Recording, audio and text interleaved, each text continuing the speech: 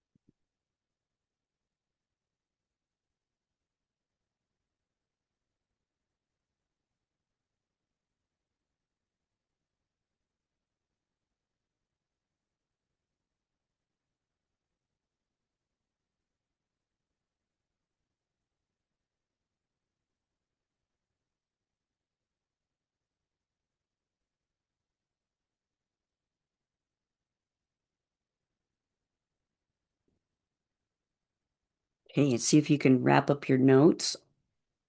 You've painted a picture for yourself, hopefully, reminded yourself of a few details. So now we need to get super honest about how that change took place, and maybe where you really started to see the progress. So I'd love for each of you to have a chance to share where you saw the change starting to take place, where you really started to see the progress. Who would go first?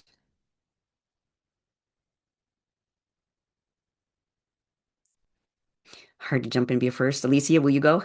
I'll Go ahead. go. Go ahead. Okay, so I, with my team, um, I'm trying to get them to grow and expand individually and as a team. So I've changed by implementing more active listening and meeting people where they're at to adjust my expectations. I'm asking way more questions to lead the person to the answers and inspire motivation.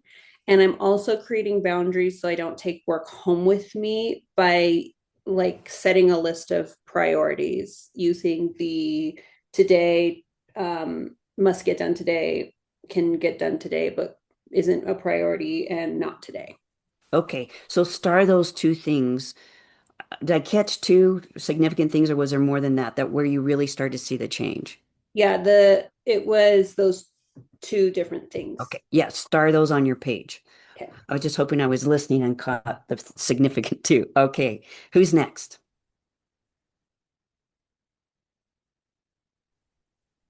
I Go ahead, can Sarah. go. Yeah. Um, this change occurred over a very long time. But after I sold Moxie, one of the big challenges with running that business was that I didn't have enough like financial backing that I could put all my effort into that business. And so when you and I talked about it, like one of the things that I decided was I wanted to be in a much better financial space the next time that I took a leap of faith. So I've been working on that since 2019. And this is new. I haven't told you, but I just put my notice in at work. So my last day at Contacts is September 11th.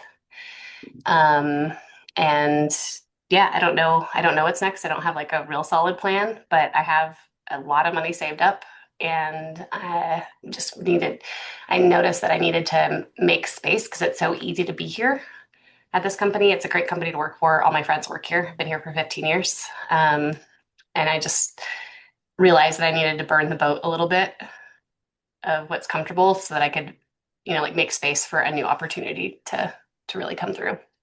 Wow. So, what were the things that sparked the shift, do you think?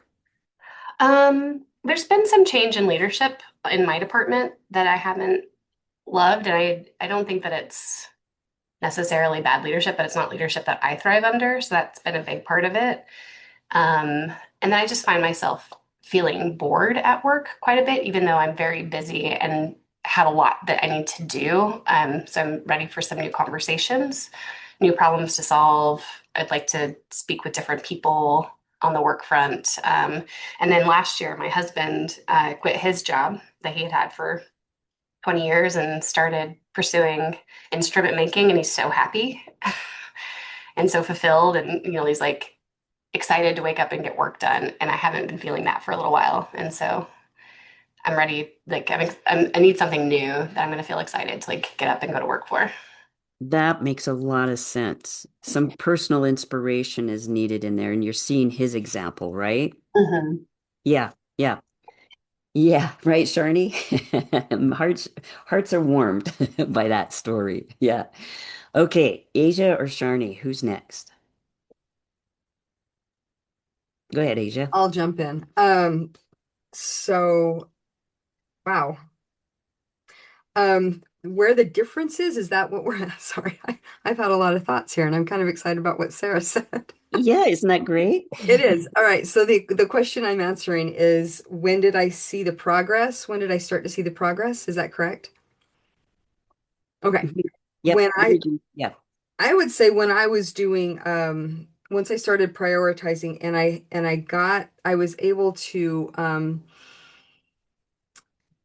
have a have a structure where I can that I feel confident in receiving clients. So just Hmm. that the back end, that all of that, what's happening when people want to find me or when they want to, have a conversation or whatever. So being the progress over a period of time, the progress was like, okay, I'm really focusing on that. And what helped with that was to have a little more financial clarity and maybe some stability on that. The prioritizing is all in there, but I really saw a shift when in our coaching, I was able to focus in on a program specifically. So this book club that is getting ready to launch. Hmm. Um, there's a lot of focus that's been in on that, but it has spilled over into how I'm applying um, the shift and change and other things like that in the other ways that I'm doing coaching and even the way I'm interacting with people And I've had a few surprises on how I'm gaining some exposure that I didn't see coming. And that's just telling me that as I'm doing this shift, other things, it just kind of naturally has opened up other things that I didn't have to take control over, plan, or be, that kind of thing. So that's that's really where I was seeing it for myself. Mm, got it. I think I actually noted four things. So we'll see in a moment when we come back if I got the salient points, Asia. Thank you. Uh-huh. All right, Sharni, tell us, where did you see the change start to happen? Where did it start to spark? Mm. It's hard for me being this literal to get the exact pinpoint. I wholeheartedly believe this has been my ongoing work for probably as long as we've been working together.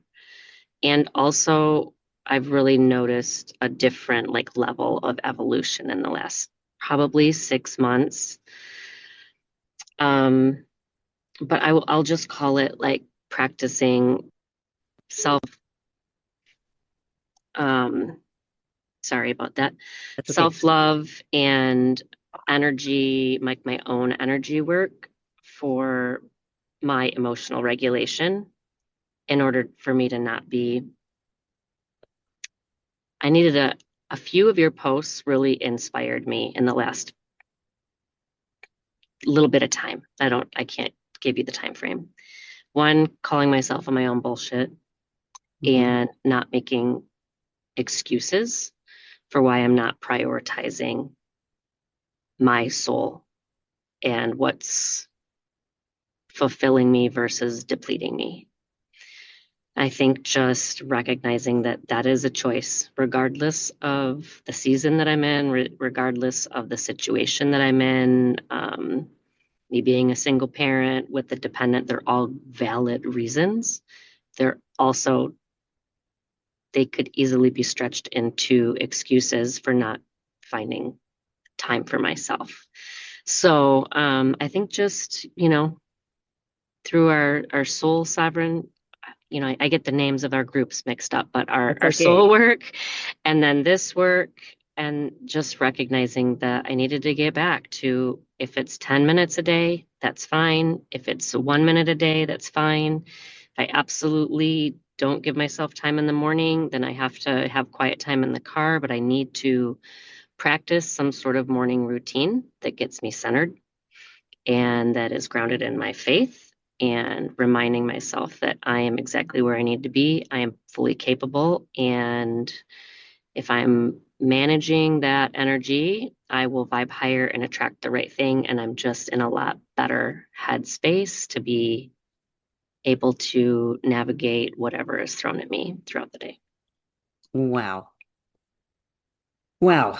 Uh, if you guys go back and listen to this, I'm going to encourage you at this point to reflect on what each person has said about where their change was noticed, maybe started or sparked or continued, because you guys are actually proving the main model. And I just showed this to you, Alicia and Tam, last week, and I'm going to pull it up right now.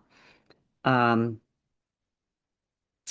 Let me make sure that I have it accessible, because sometimes Zoom, I'll have it pulled up and then Zoom doesn't think I have it quite right.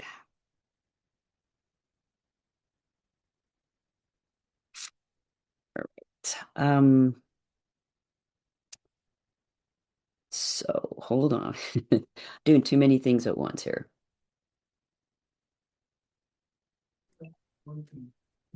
You guys are gonna have to tell me if you guys can see this.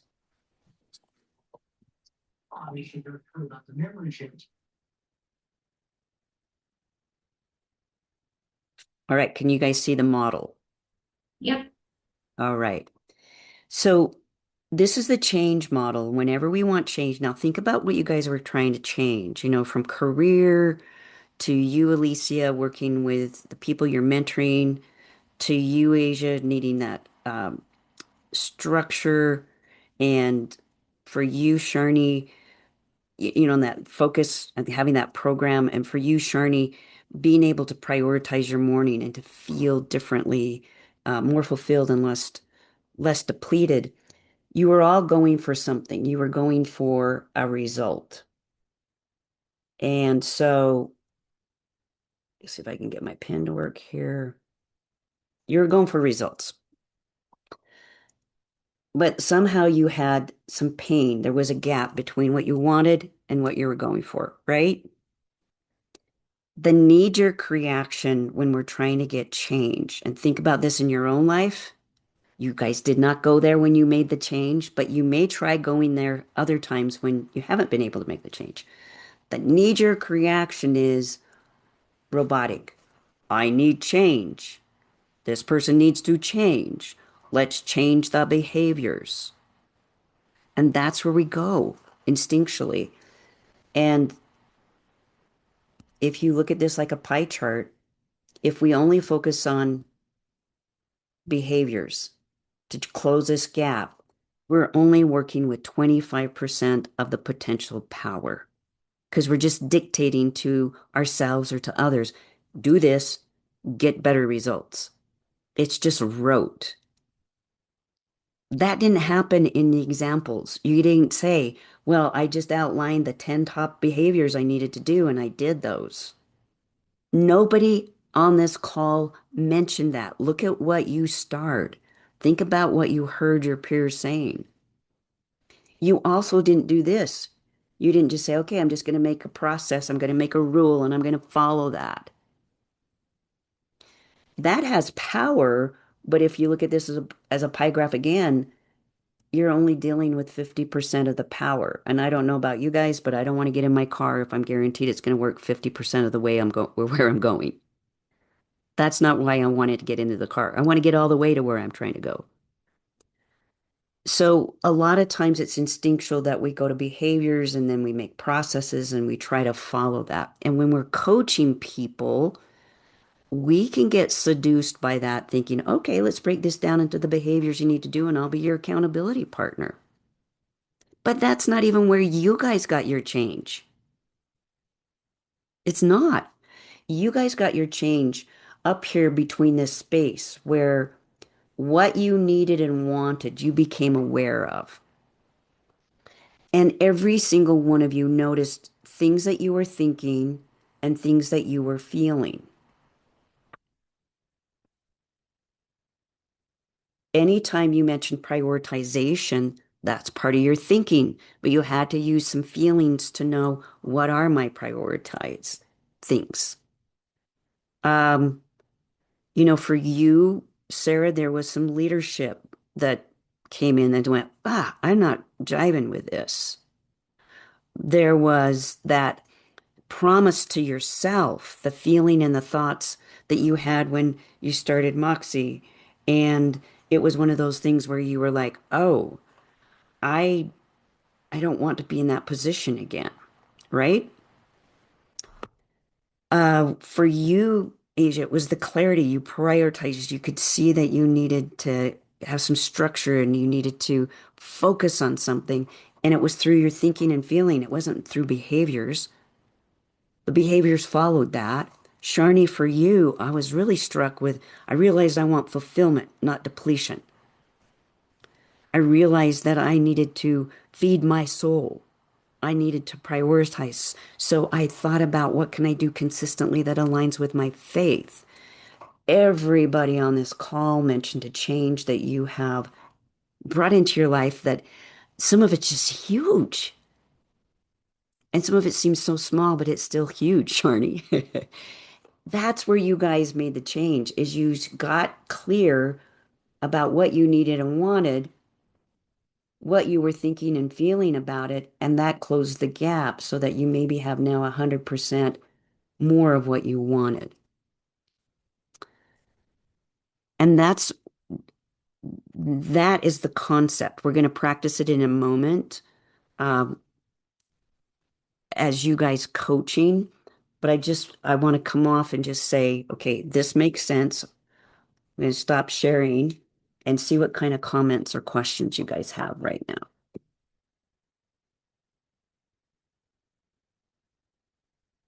Who wants to share first? I want to say I can relate to Sharni a lot too, because when you feed your own soul, it's easier to make those changes in your life and to come from a more balanced place emotionally, and like just regulating your nervous system and feeling like aligned with who you are and where you're coming from. That I try and practice that too, and it does make such a big difference. Thank you. Mm-hmm. Yeah, Yeah. I really notice when I am doing it versus when I'm not. And as soon as I've like fallen away for like a day or two, I go, nope, nope. And just got to get back on board.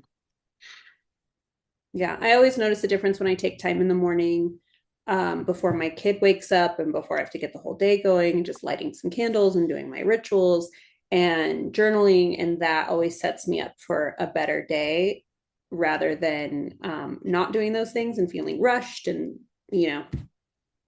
Reactive. Mhm. Yeah. Yeah. And just to let you guys in on a secret, you guys might be resonating really well with each other. You're both in the beauty industry.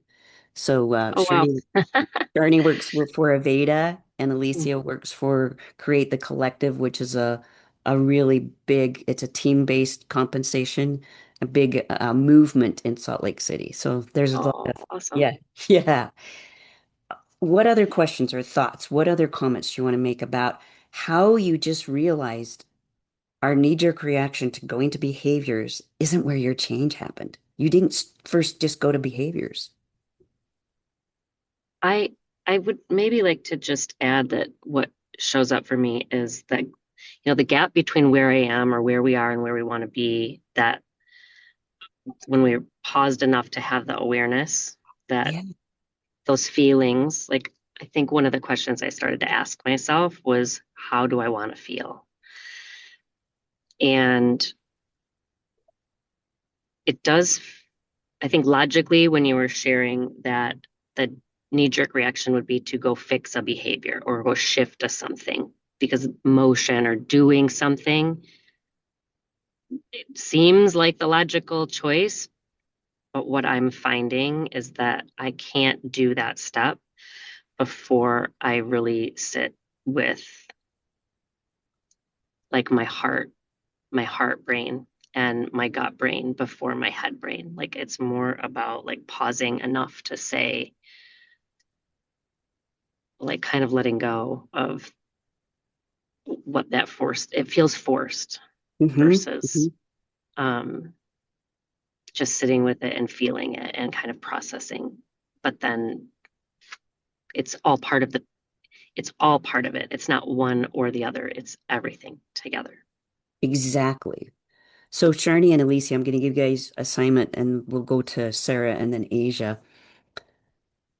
Jot down a note to yourself about how your own awareness about where your change started can inform the next time you're coaching somebody or mentoring somebody to help them get to the paradigm, the thinking, feeling space first before we try to close a gap. So if based on what you just experienced and what you've been saying, both of you go and just write a note to yourself of how you're going to handle the next opportunity to guide somebody to change based on this insight. Okay? I hope that's useful. Sarah, what do you want to share? Yeah, it was, we're doing change management pretty heavily right now because of AI and AI moving into the workforce and figuring out how we're going to intentionally plug that into the different processes that we have. And it's so interesting to see how mindsets around it really impact adoption or resistance or like hunger to learn it. And without knowing this, I feel like this is what I've been doing for the last month of just going and like talking to people and what are your concerns and you know what are the things that you want to get out of work, where would you like to spend less time in your workday, and like going that. So it's funny because it's like I drifted towards that without even knowing that that's what I was doing, Yeah. on the work front. um yeah, it's like I like that you had sectioned them off, right? And because all you need all of these pieces. Because I was even thinking through my change, right? Like the first paradigm shift was like, I need to prioritize my financial wellness, right? That was so obviously clear to me when I was running the studio and we were just hustling so hard just to make ends meet. And so then I had to put some processes in place so that I could have money automatically go to savings account and investing account and retirement and those sort of things.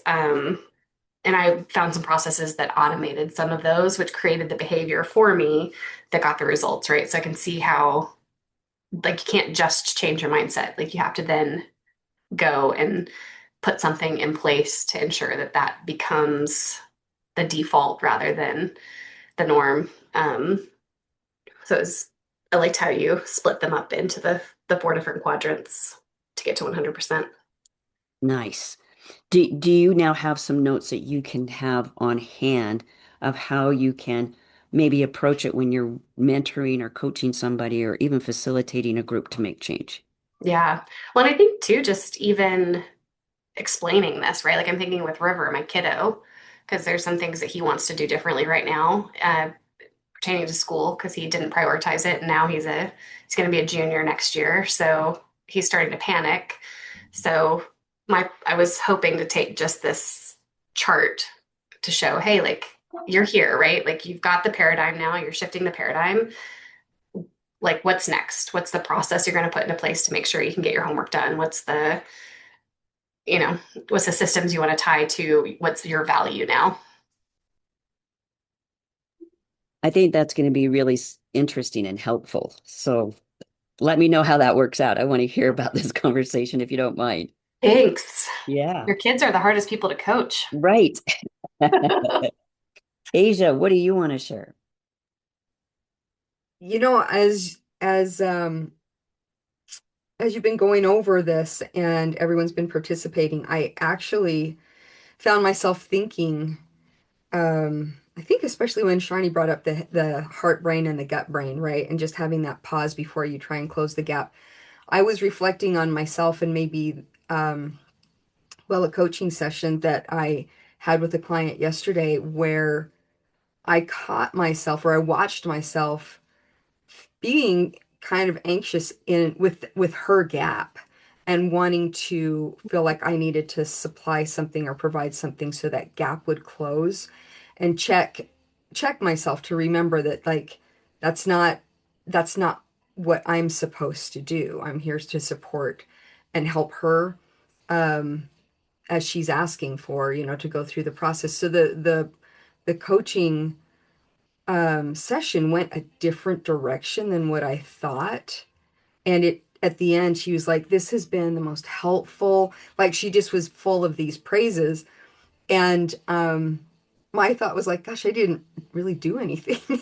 I mean, I did, but I didn't, right? And I didn't do what I thought I had to do to, like, complete that cycle. And it's so this all of this is helping me recognize, like, oh, my uncomfortability with the gap is impacting this. And it was just, it's been really, really good reflection. Like, it's a very literal experience or way to look at just sitting in the gap and learning to be comfortable with that space, because I kind of speak to that anyway. But I mean, I was sitting in it, and this has really kind of helped me look at this, like, oh yeah, there's these other things that want to come in. And especially having the chart, like, oh, that makes so much sense to me. So just, processes and systems and something I can plug into eases certain parts of me, but the creative part of me, you know, also gets to be part of this, all the little sections of that. So that chart was super helpful for me. That's great to hear. Oh, thank you. Thank you. Thank you. So let's go in, and I don't know, John, if you're on and you want to play along, let us know. You're welcome to jump in. Yes, I'm on. Sorry I was late. The link was not working on that when went back to the original email, and so I got a lot. I saw the chart, and I like what I saw. It was a brief there, but I'm mostly going to just listen. I'm looking to kind of, I'm retired, and I'm looking to kind of change my some of my old habits, that have carried with me for years about how to deal with stress in the moment, if you will. And I like the woman who said, it's getting control of that nervous central nervous system. Right, right. So I'd like to hear more of your tools and whatnot that might help me in that regard. So thank So you. you're very welcome. Just join in and, where it makes sense. You can go off camera if that feels better because you're just taking notes, but know that Okay. you're welcome. And you can also stay on camera. Just know you're welcome. And if you can apply some of this to the changes that you're dealing with right now, we'd love to let you be part of that because we're all Okay. about change. Everybody here has a big delta in our forehead that says we stand for people who change. Agreed. Thank Yeah, you. you're welcome. Okay, so now we're going to look at some scenarios. And when I share these scenarios, we're going to imagine that these are some of your clients. So, John, one of the things that's happening is everybody on the call is probably coaching and mentoring more than you are right now. But can you guys see this burned out executive first scenario I want to change? You guys can see that? Okay. So imagine you have this senior leader. They're successful, but they're feeling emotionally exhausted, disconnected from their soul salt purpose, maybe resentful of work demands. And they keep saying, and you guys hear this in your clients, I want better balance.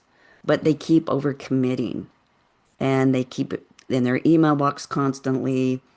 They avoid boundaries because they don't want to lose relevance, respect, so they let people walk over them. And so you can see why they're burned out, right? So if we were to start a conversation with a change model, that graph that we just, or that circle chart that we just saw with the results that they want, but the results that they're getting has that gap. Think about where you might start your curious questions, your inquiry as a coach after this scenario is handed to you, and just make some notes. And then we're going to go around and see what each of you would do in this scenario to put the person that we're talking to in a place where they go to the paradigms and the feelings instead of behaviors. And if you're not clear about what I'm asking, let me know. I'm hoping I made that really clear.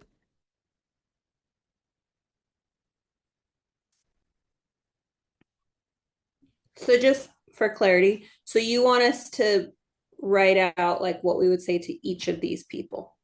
Just the first one. Just the first one. Yeah, we're not gonna do all of them, but I wanted to pull these up. And so how would you start the coaching conversation with the burned out executive?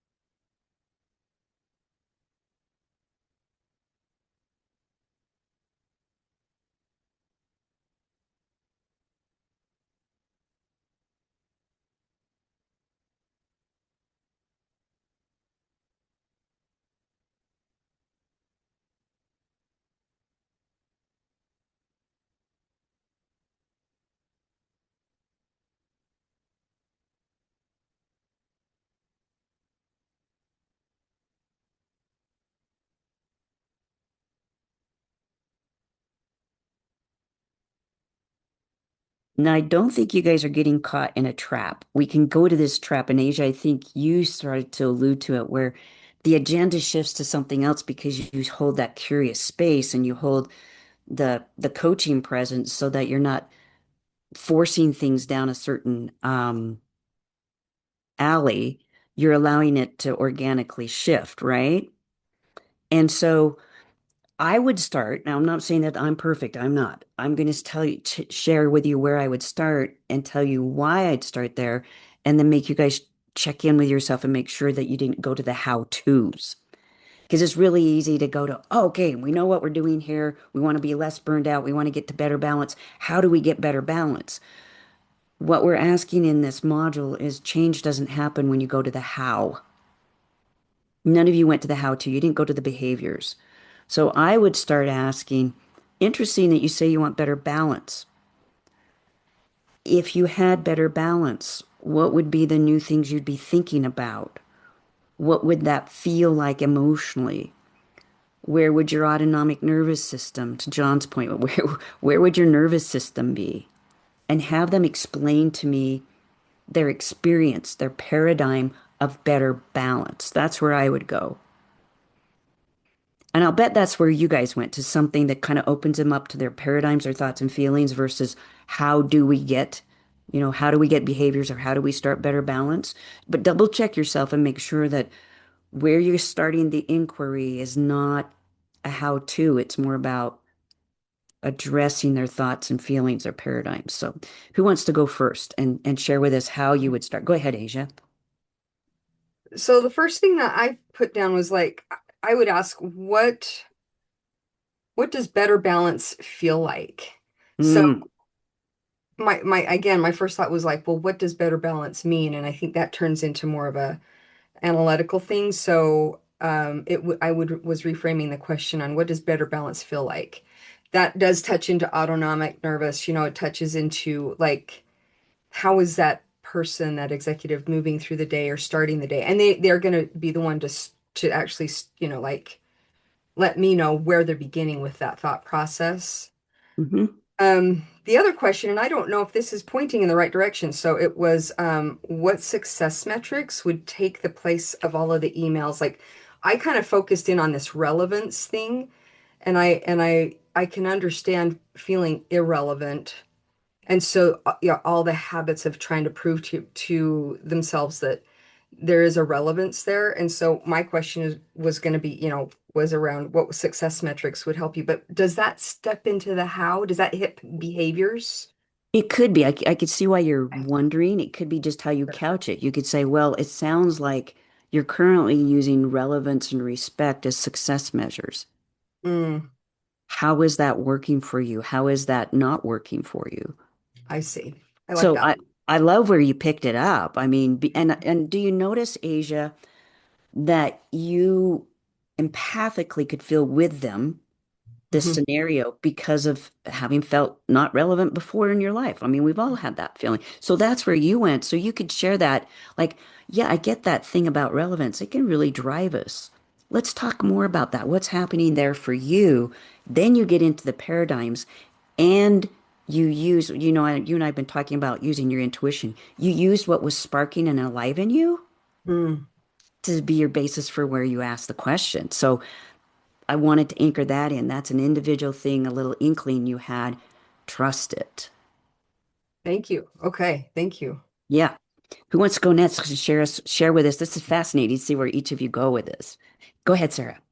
Yeah, I was trying to figure out how to frame this the best way as a question, but oftentimes we will continue patterns because they're doing something for us, right? So um, overcommitting, checking emails constantly, avoiding boundaries, that's providing something positive for this individual. So I really want a line of inquiry around like, what are you getting out of this? Like what brings you back to this behavior over and over and over again? And when you talk about relevance, how do you define that? When you talk about respect, how do you define that?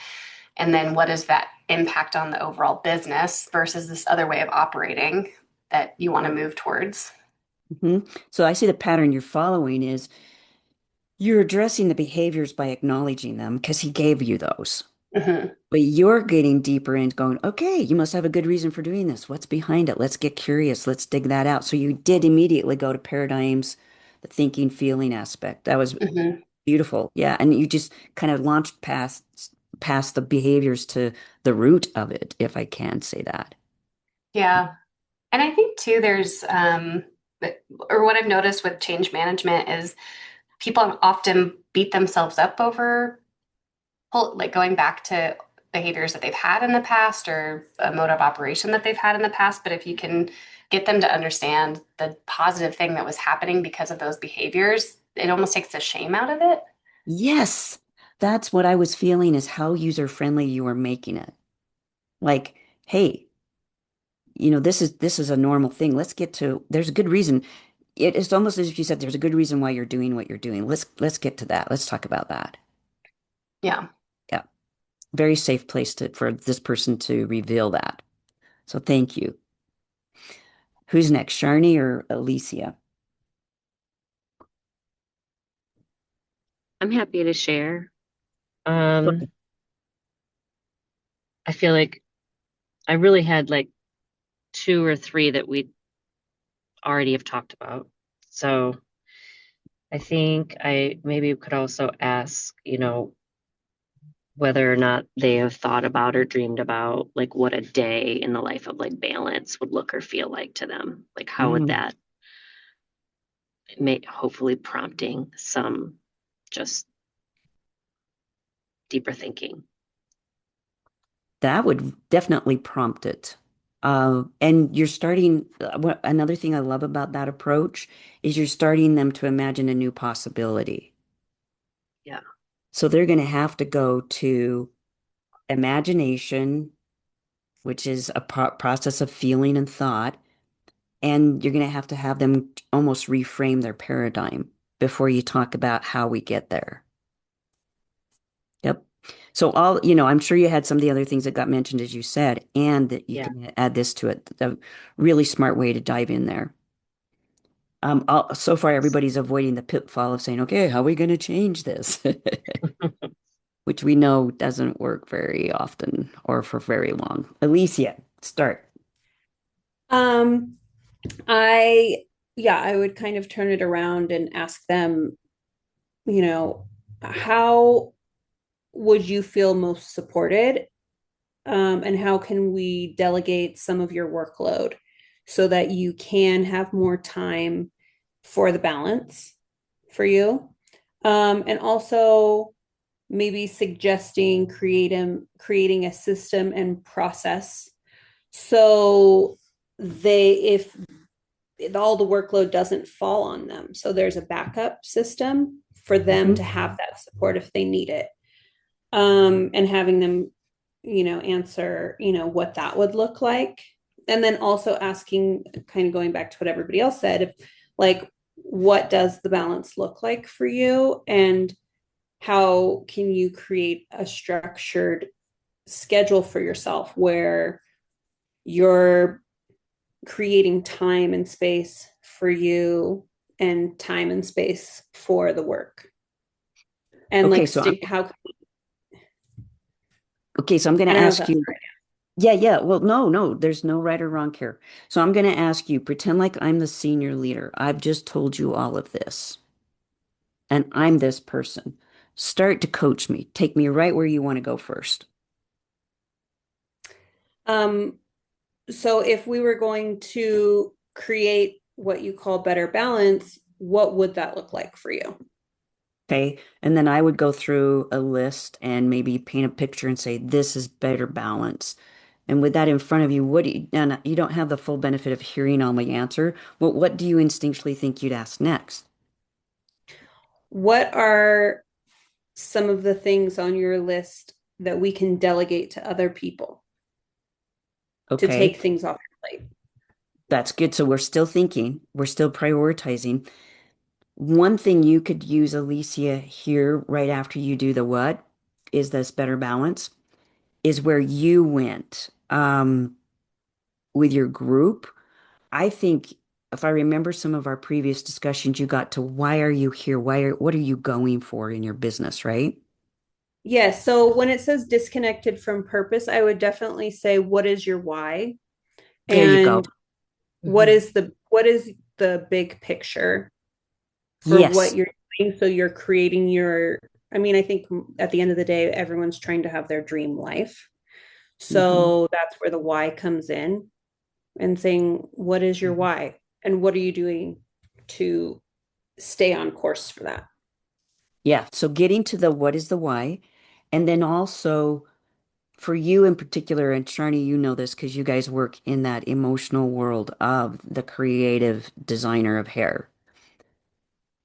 You both have the tools to say, what does it feel like in that beautiful new designed world? Or what does it feel like as compared to what you're feeling right now? So you guys, maybe more readily than Sarah and Asia, but I think you guys, both Sarah and Asia, have found ways to bring it into your coaching. can hit a little heavier on the emotional piece because the people you're working with show up with so much more emotion in the workspace than some other industries. So don't shy Mhm. away from the feeling piece too. For both of you guys. Does that Mhm. sound right for Yeah. your, yeah, okay, good. So hopefully, and Shannon, I think, I don't know if I've shared this with you. Did I share the scenarios, the change scenarios with you, that handout? That you just showed. Uh-huh. Yeah, Yeah, I okay. have. Okay, so Shannon's gonna make sure that you guys get those in case you want to role play or practice with this. But what we're gonna do now is pause and give you the second keyword. What we've been working on today is the place where we can close the gap. So gap is the second keyword for those of you getting ICF credit. What we're trying to do is close the gap between what we're getting and what we say we want. And a lot of times people come to coaching, and maybe this is why John's joining us today, is because on your own, a lot of times we go to the how-tos and here are the behaviors, and I'm just going to get up at 6 o'clock in the morning and start the gym tomorrow. Instead of going, well, why am I doing that? And what do I need to prioritize tonight so I can get up and do that? Or do I need to start prioritizing on Saturday so that Monday morning I can start? Do I need to have the shoes, the gym shoes by and the bag by the front door? Do I have to have the membership? How does it feel when I get back from the gym, and how do I want to keep that feeling? So you can see that we do ourselves a disservice in trying to support people's change, which is why we're standing by their sides anyway, is to support them through their change. When all we do is go to the how-tos and we don't talk about why are we doing this? How does it feel? What are we thinking about? What will it be like different? As soon as we get into the feelings and thoughts, people come alive and they don't go into some kind of mechanical do A, do B, do C, which is not sustainable. Which is why, Alicia, you were saying, yeah, I know when we've been talking about your people, you were getting to their why pretty early. Yeah. Any questions or comments about the change model before we go to a second model? What was the definition that you said for gap? For gap, so the gap is the difference between the results we're getting and what we say we need and want. There's a gap.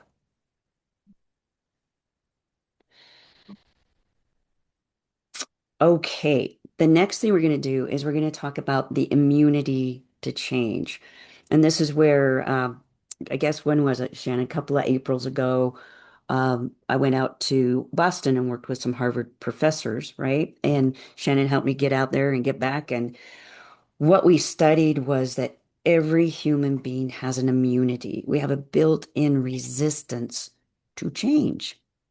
We do, even when the change is for our benefit, even with the heart patients that say if they don't change, they will die, and 1 out of 7 change, and 6 of them pass away. And they know what they need to do. They know the behaviors. They need to exercise more. They need to watch what they eat. They need to lower their stress. But these heart patients were in such a habit, and they didn't have anybody sitting down with them saying, let's change the paradigms. Let's work with the feelings. Let's figure out what your new process is. They just tried to adhere to behaviors.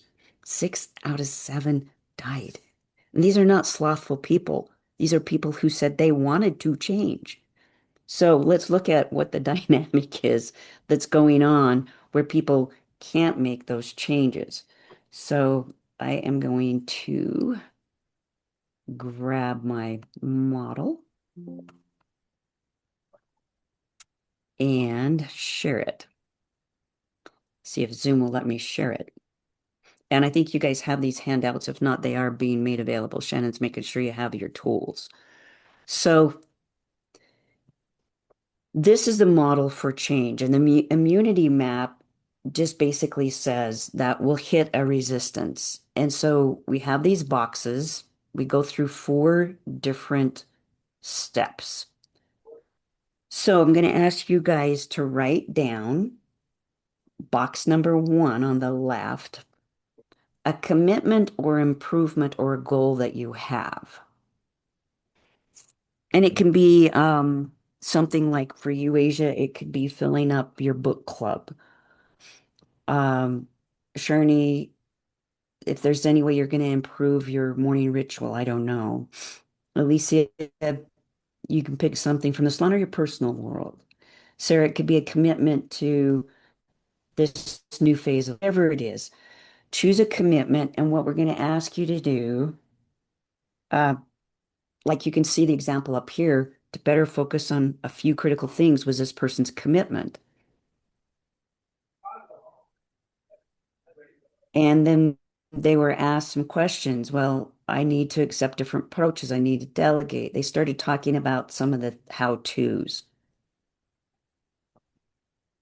They were committed to a better focus for a few critical things. And if you want to add some more detail of some of the how-tos, you can, but that's not where the change is going to come. I could delegate. I know that clarity, I need to clarify my outcomes. You can see how they just went to behaviors. You can do that if you want to, but we know that's not where the change is going to be. Just write what you're committed to change.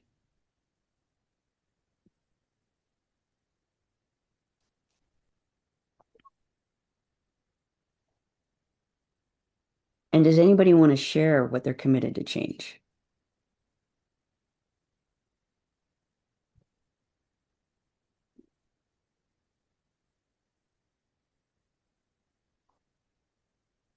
Anybody willing to share what you're committed to change? Sure. I can, Good. Lynn. Go, Shani.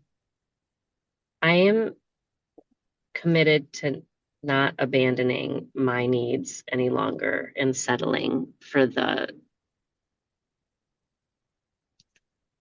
for what I'm doing indefinitely. Okay. So can I put it in Lynn speak Please. because we talked about this before? I Yep. hear that you have some things you're not willing to abandon. And because your timeline is stretched a little further and it's incremental steps, like you're giving yourself a longer runway to get there, you want to Yep. make sure you don't abandon the dream. Yes. Okay. All right. And I don't want to So, abandon my needs along the way. Like I can't. okay. Okay. So the dream has to stay alive and you have to keep feeding your needs as you go. Yes. So it's twofold. Okay. So I'm going to use this if you guys are okay. And Sharni, you have to say first, is it okay if we use you as our role play?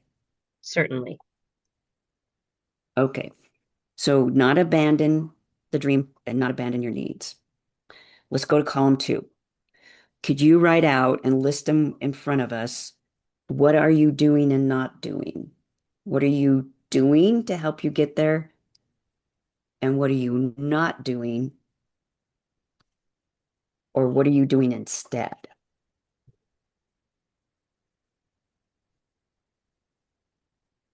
And is this the literal thing? I'm going to tell you that right now, or I'm writing Yep. it. Yep. Tell me it right now. And you can Okay. write it as you say it if you want. So what I am doing is prioritizing my morning routine, which includes a self-centering practice, journaling, yoga, stretching, or movement, depending on the day, an outdoor walk, and my time with my faith. Okay. And those are the things you're doing. Those are the things I'm doing. I'm also picking that up throughout the day when I feel myself become out of alignment. Okay, so we need to say that you do those and then you return and pick them up again as needed through the day to keep you going. Yes. Okay. What are you not doing or doing instead of?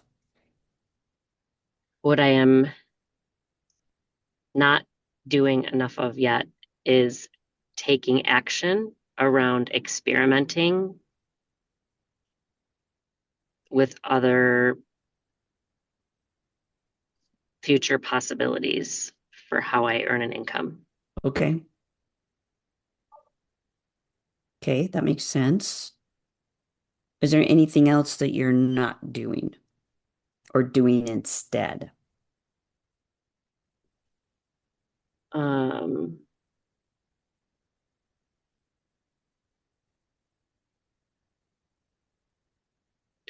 I mean, yeah, I guess probably at the end of the day, I'm still like socializing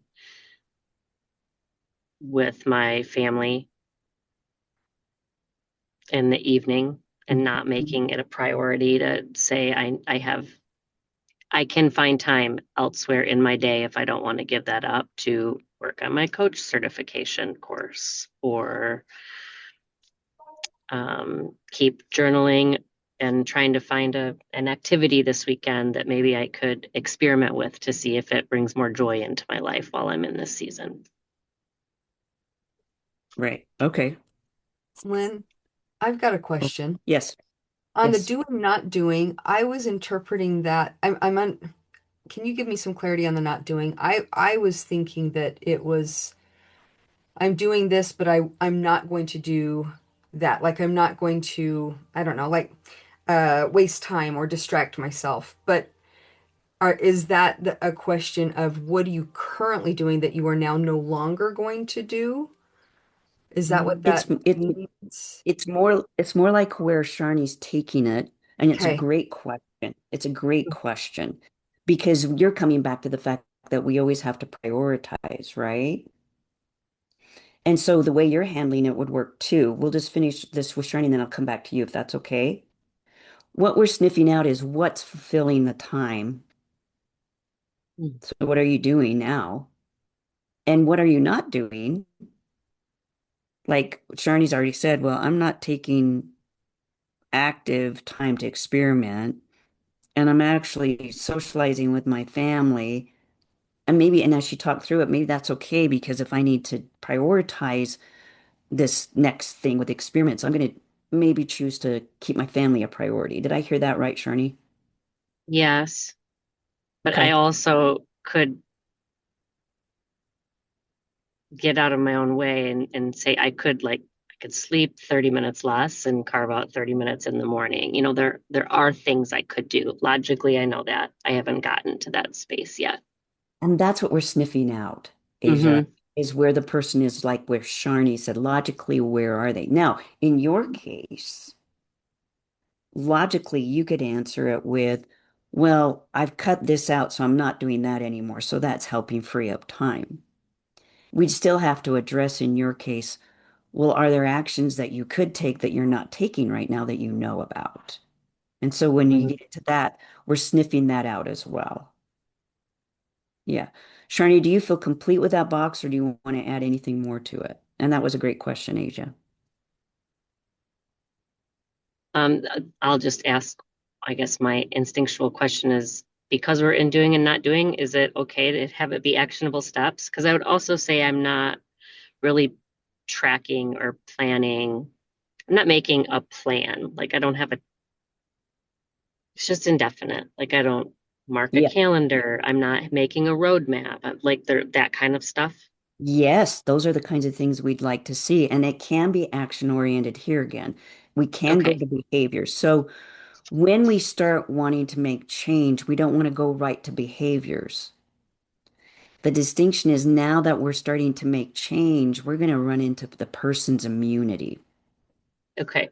And you guys all know that when you're trying to accomplish something, you hit that resistance of, do I keep going? Or I'm depressed, or I don't know if I really believe in the vision anymore.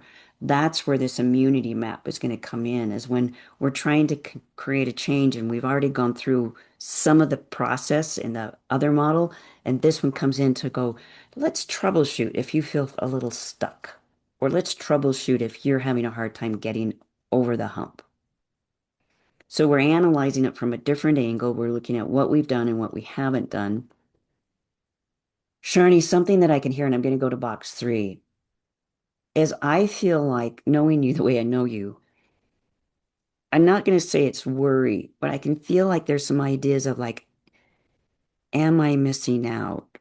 And maybe it is worry. Those little ideas that kind of worm into your head and heart and make you question, like you're a little afraid of something or a little worried about something.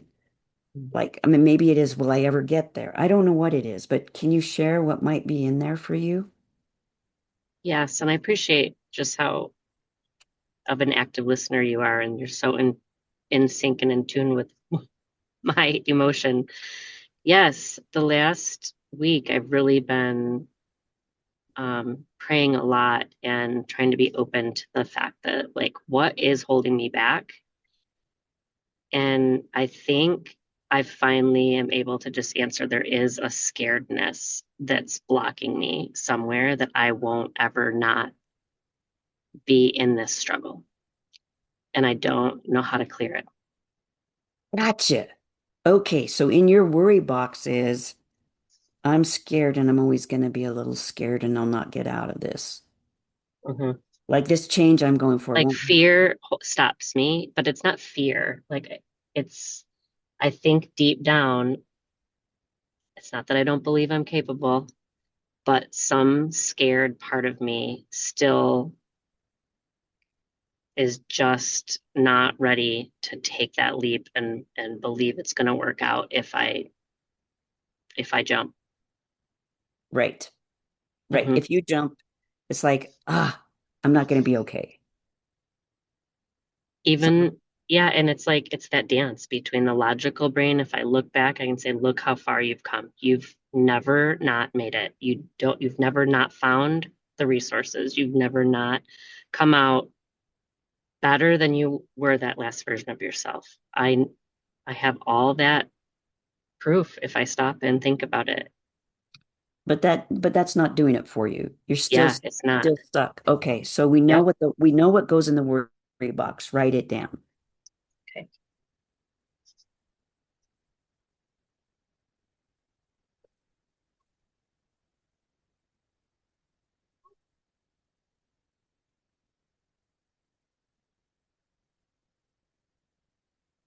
And I'm glad that you volunteered for this, Sharni, because I think this is a really good example for the group. Thank you. Hmm.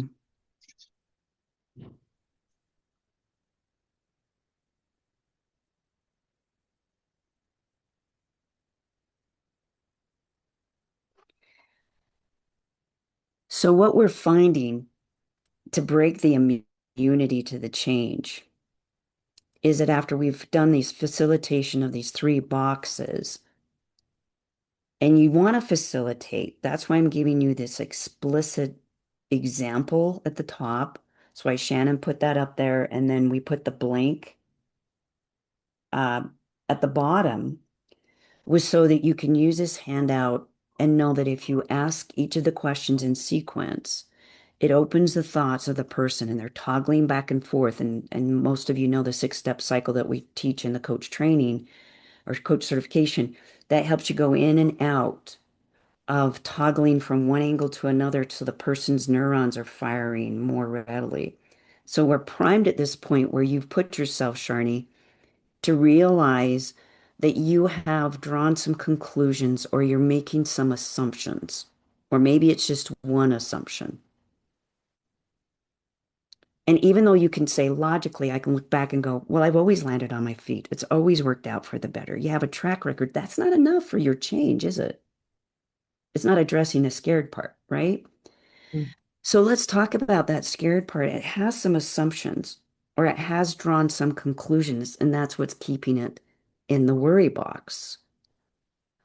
Do you have any idea what you're assuming? Are you assuming this time will be different? Are you assuming you don't deserve? I don't know. What is your assumption, do you think?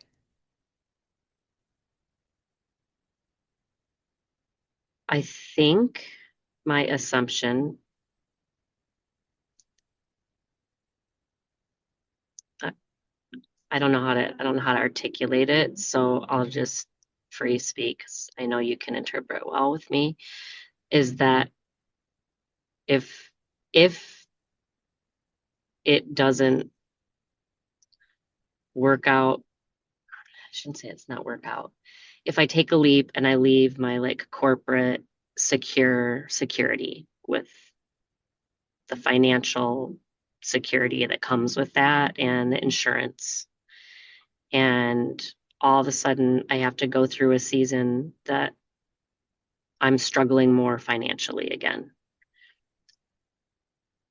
I don't want to feel like that again in my life because I lived like that for too many years. So Yeah. that fear holds me back. And B, I think underneath it all, I'm still abandoning that like my soul wants that and take the risk, but because I have other family members that would be affected negative, it would impact their lives negatively if that happened. My dependent, my barely adult daughter that is still like, let's be honest, never not going to somewhat need things from her mother Mm, and some support, and my family that helped get me out of my past financial like deficit that I still am repaying. hmm. So it's, I think underneath that, I'm still like, I'm in that cycle of I'm choosing their, like to protect them over protecting myself, like my feelings and my needs. So you have an assumption. Let me see if I can state this honorably and Mhm. mirror what you said and yet summarize it. If you take this next step, you're assuming it will harm them while it helps you. It could. It could. Okay. You're assuming that it could, and that's called It's possible. it's Yes. possible. Okay. And the possibility of it is in the worry box saying, be worried about this because this could hurt somebody. It's a Yes. possibility. Okay. So I think we have a good assumption we can work with. And here's the key for everybody on the call. You see how beautifully we went back and forth between the worry box and what the assumption might be that we're going to work on. Sharni, do you think we got an assumption that's really going to be valuable for you to work on? Yes. Okay. So even the possibility of harming someone stops you, right? Yes. So here's the key to breaking the cycle, getting out of the immunity, the thing that's holding you back, is we test the assumption and we do it safely. We test it. So, in the worry box for one client was, I'm not bold enough to do the job I need to do. That was her assumption, or that was her scary part. Um, no, the scary part was doing bold things. And then her assumption was she wasn't bold enough to do the scary things. So we tested the assumption and she started wearing the boldest colored lipstick she could. She tested it to see if something bad would happen to her. She was super bold. And she had the oranges and the pinks and the reds and the purples. And she wore them consistently for 2 weeks to test her assumption that when she was bold, if something bad happened. So and can you see how that was safe for her? Yep. Hmm. Yeah. So we want you to maybe give us some ideas of how you can test the assumption, how you can go out and do something good for you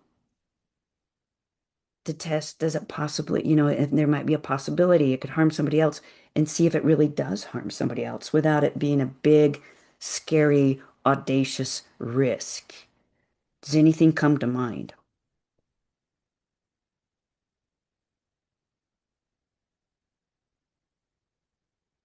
Um, well, I guess like last year when I tested doing different work and stepping into a scary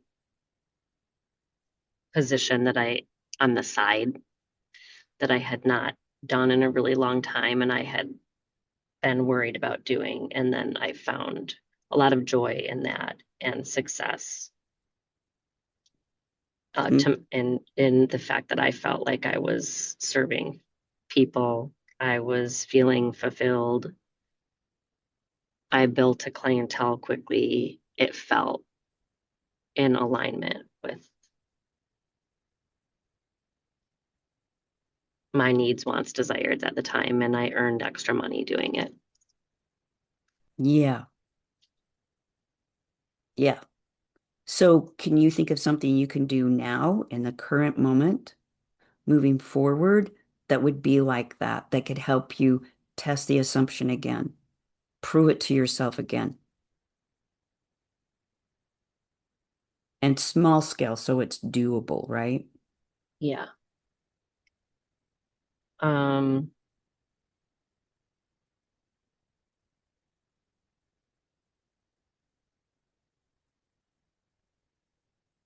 Such a great question. Please take time, contemplate The it. ideas that I end up coming up with, my conundrum, and I don't want it to be an excuse, so I'm really open to hearing any hold the mirror up to me. Hmm. All the ideas that I have of how I could test it would be in violation of like what would put me at risk right now of my primary job. Okay, so we need to think outside of the box for something Yeah, else, right? yeah. Okay. So, is there anything you could do in your personal life, not the professional career track, Mm-hmm. where we could play with this, where you do something that's good for you in your personal life, but might possibly have a negative effect on somebody else, but you try it anyway, like going first in line or putting some need of yours as a focus for the week and somebody else has to take a second step for a minute, but we know that it's not going to hurt them Mm-hmm. permanently. Can you see Sure. some little places in your personal, okay, what's coming up for you? Um,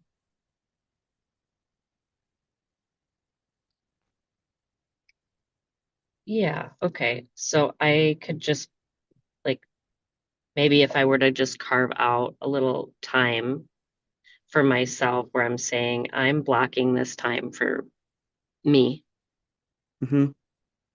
and anybody else that might need me during that time or be used to having me around during that time, it would Great. be okay. Let's Like put that as, yeah, limiting my availability. yes, limiting your availability. So you have an assumption that you need to be available. You're going to limit it for yourself. Might have a possible negative outcome for somebody else, but you're going to test and see how bad it hurts them and how well it helps you, is what I'm hearing. Yeah. Yes. Okay. Can you come up with another one? Um,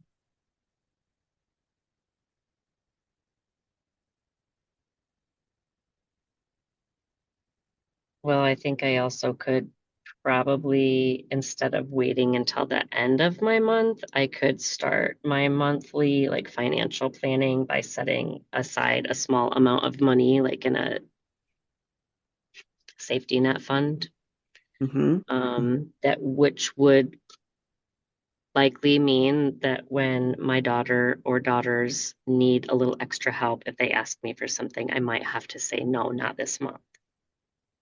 Yeah. Yeah. Okay. That's a great one. Let's start with those two, Okay. and you can add to it. And again, I'm wondering, now I'm going to go back to the first model. What kind of thoughts and feelings do you need to hold on to so that you can test these assumptions? Where do you need to be So mentally and emotionally?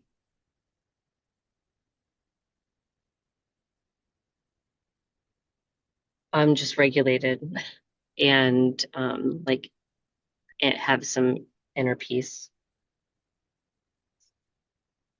And you know how to bring that to yourself, it sounds like. Yeah. All right. So tell me what the value has been for you in being able to be our example today. What did you gain from this? I gained a great additional complimentary coaching session, so thank you. You're welcome. Um, Your peers are and congratulating you. oh, thank you. And I gained just a couple more ideas because I was feeling stuck. I just wasn't seeing how I could experiment with anything right now. I was just keeping it still in the on the parking lot for later. Hmm. So it's good. It's good to have someone else show us how to think out of the box. Yeah. You're welcome. And It was all there. It just flowed from you. I wanted you to see that. You readily were able to step in, take us to this place, be vulnerable, and problem solve. And one of the things that really helped us, Sharni, was when you were like, all the ideas that are coming right now, and you probably saw this, Sarah and Alicia and Asia, Jen, and you saw it, when you got to that place where you were like, but they're all gonna be in conflict. I can't do that ethically because you were honest, I could step in and give us a reframe. Yeah. So thank you again for that honesty. Part of the success came because you were willing to be so transparent and share what you were thinking and feeling, share your reality, and not try to hide any cards. Yeah, Thank good you. work. Yeah, Thanks for Asia. creating safe space for me, everybody. Go team. Yeah. Yes, they did. They Appreciate you. did. Yes, And when thank you're you. talking about your dependent, your daughter, I hope you saw, I think you saw the hearts from Sarah, because as a parent, Sarah's right there on the front line with you. Thank you. Thank you. Yeah. So Asia, Alicia, Sarah, anything you guys want to say about what you just witnessed? I was thinking you need to do a YouTube channel that's just you coaching because it's so interesting to watch. And there's, like Sharni would say a fear, and I'm like, oh, like I have that fear, right? And seeing how it impacts my life and some of those things. That's like almost a safe way to have coaching without having to be coached. um, Yep. and it was just really engaging to watch, right? And I think that one of the things that I was going to ask about is when I was doing the training with Trigina through University of Utah for their coaching course, Yes. she kept getting on to me because I do what you do, where I repeat back what I heard, right? And one of the things that she was really encouraging me to do is to drop that and just keep asking more questions. And I haven't loved that in my coaching practice because I think a big part of what you do well and what I feel like I do really well is that reflection piece, which allows people to see themselves. So I wanted to know if that's something I need to worry about as I go and get my coaching certification, or like how that plays into um, the the coaching plan, and Right. what that, like, how do I balance that? So I think the balance is, and I like what she was doing because it pushes you to not be autobiographical and to rely on astute questions, right? Hmm. I mean, we could see the logic behind what she's saying. At the same time, there's a part of our personal style where one of the core competencies that we work a lot on, especially at the SoulSalt Coach Cert, is having the coaching mindset and the presence to keep them safe. And I use that as a relating tool, which I think is probably what you do, so that they feel safe. It becomes autobiographical if we say, well, I know how you feel, or if we make it too much about I and my Sure. experience, and we don't make it about so every time I say those responses, I'm feeling, I feel this person. I want them to know, or I want to know how close I am so that we are on the same page. So I know how to go to the next question, or to make sure that they feel seen and heard. I just finished a first session with a client today, and the one thing they gave me was, you created the safe container. And all I did, because this person did most of the talking, I reflected back 4 times what I was hearing and saying, am I getting that? And he said, yes. And then when he finished, the number one thing he said was, you understand me. You saw me. You gave me space. I needed somebody to hear this today. I was like, okay. So I think use it judiciously and use it as part of your style, and be careful not to make it autobiographical. Oh, I know exactly what you're in that. My experience was, um, and you can even say, well, these words were duplicated. This word was used 3 times. Is that what you're feeling? You could do that. I just need that as a connection point, and I use it because it seems like I get feedback that it helps. Does that help you, Sarah? Yeah, it does. And I've had the experience that you're talking about where people seek me out for coaching because they feel like I do a good job of repeating back, like helping them hear themselves Yes. almost. Yes. And so as I've been trying to do it with just questions, I feel it like that has really felt like it's lacking. of, yeah, we got through a lot of great questions, but at no point did I feel like I really held up the mirror to what they were saying. And so I've been trying to figure out how to balance that a little bit better, because I do feel like part of the gift that I have to give in this space is being able to hear people, hear what they're going through, and repeat it back in a way that really nails in the head that someone listened. Yes. Yes. And you saw with Shani, and Shani changed this if it's not correct. When you hear you or your words coming back to you, sometimes you get more clear about what you really meant. Or it's more like, oh, I'm not crazy. I am saying and feeling that. I am thinking that. Another person said it, validates it. Yes. Yeah. Is that Yeah, what it you? like almost takes the shame out of it, or it just neutralizes it. Yep. Shani, do you want to add anything to that, having been in the seat of the coachee today? No, well said. And I think also just my learning style, I process everything. I'm like an audio processor, so it helps me to hear it reflected back to me so that I can also decipher or have like the discernment on if I'm being clear on what I'm trying to articulate. Mm-hmm. Mm-hmm. Good. Yeah, so that I think that mirrors what you were asking for, Sarah. There's just such validation when you do what you said you do, and it's part of your style. And you Yeah. can hear what Sharni said about it right there. Do you know if, because I know we have to submit some of our like recorded coaching sessions when we get our certification. I think I've been worried that if I do some of that during my recorded coaching sessions, I'm going to get like marked down and not get my certification. So I'm just wondering your experience from having done the certifications. Is that something I need to be concerned about? I don't think you need to be concerned about it. I think you can use it and maybe not use it more than once or twice in Okay. like a recording. And then if you need to do something, modify like, well, this word balance came up 3 times that I've counted as I've taken notes. And then you reflect it back to them so that it's more of a question rather than I heard you say balance 3 times. What do you mean? Is that getting, is that making Yeah, sense? that helps. The other thing that I've been trying to add in is like, hey, I'm noticing like when you started talking about this, like your whole body moved backwards. Like tell me what's going on for you. And Mhm. when you were talking about that thing and trying to pick up on some of those, and that's helped a lot too. Yeah, and the only thing you might change in that is I noticed their body went back. Did you notice it? Mm. Tell us what's going on because they might be telling themselves that, and then you don't make it. Well, tell me. Even just that little shift may make anybody who would be critical of you for that step back and go, "Oh, you didn't do it." I've never been called on it, but then we've all been mentored and trained by different people. Okay. So I think use it and use it. Don't overuse it, maybe. And I don't Cool. think you probably are. Yeah. Okay. Asia, Alicia, what do you guys want to add for today?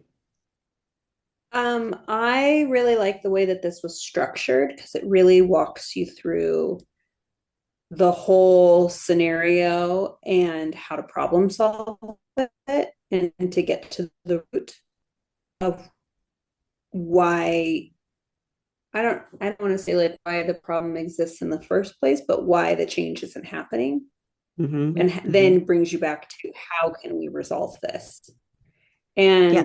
And it resonated a lot with me hearing your conversation with Sharni because the part about like hurting other people instead of like helping yourself. Mm-hmm. Um, I think that happens a lot when you are like empathetic and you care and you want the best for everyone and then you're putting everyone else first before yourself, and I do that too. Right. And so that was kind of an aha moment conversation, so thank you for that. You're welcome. You're welcome. Yep. You two are vibrating on a similar vibe there. Asia, what do you want to add? I'm gonna comment. I agree on the process as well. It as we were going through as you were coaching Sharni and I was working on my own side with it. Um, it really encourages self-honesty, and the honesty, like there's no reason to hide behind it because the honesty gets to be, yeah, I'm afraid of this, or actually that is an assumption and I didn't recognize that that assumption was driving this. Um, so that was really helpful to me, just knowing that there is a way to approach the resistance to change in a fairly like a methodical manner. And I Mhm. also liked your example about testing it. Sometimes I don't recognize. I feel like I'm a little further out, and sometimes it's very educational to me to hear something as simple as lipstick as a challenge. Like I'm going to be bold with lipstick, and it's like, oh my gosh, that would totally do it. I put myself in that situation. I'm like, there's no way I would choose something else. Like Yeah, right. anyway, it was just kind of a fun reflection for me. Like that's simple. And that is really driving home something. So I liked just witnessing how how simple and how maybe close in the steps instead of way out here, like what are we getting to, but how close in the steps. It's like, can you do this for a couple of days, or can you just change your lipstick? Just that has helped me, just even in this witnessing. Um, I feel like it is um accomplishable, like Yeah, doable. So, doable. Yeah. Because so back to that, this little last piece was to assist us in those times when we're going down the long stretch and the doing, right, Sherney? That's where we hit it. And that's where we hit our immunity. So that the third and final word we're going to need to turn into Shannon is the immunity. So, um, that's the word. Thank you for being with us, John. I'm so glad you joined us. If you have questions, you can reach out to Shannon or myself. And we're glad that you did join. Hopefully, you got gained some good today. I did, and thank you again. Listened mostly and was multitasking a bit, unfortunately, because of how it started off. But next time I'll try to be more engaged. And I took Awesome. a few good notes, and I did get a lot out of this. So thank you, Lynn. I really appreciate you hosting this. And I agree with the woman who said you should put a YouTube video out there with some of your coaching points. My wife is currently putting some of those out for with Medicare points, as we just recently retired. So. Well, that's Um, cool. yeah, Yeah, there's a lot of people out there that are looking for this kind of information, self-help, and the different changes we go through in our life, Lynn, and I really appreciate you taking time and sharing your knowledge today. you bet. Thank you. Thanks for joining It us. was And awesome. I'm listening to the data points, so thank you. Hmm. And All I right, just want to guys. say thank you so much for letting me come and be a part of this today. Yes, anytime we Okay. have these, Shannon, we'll make sure you're on that list. So join us next time, and we'll do some more changing. So take care, everybody. Be Sounds well. good. Thank you. Bye. Bye.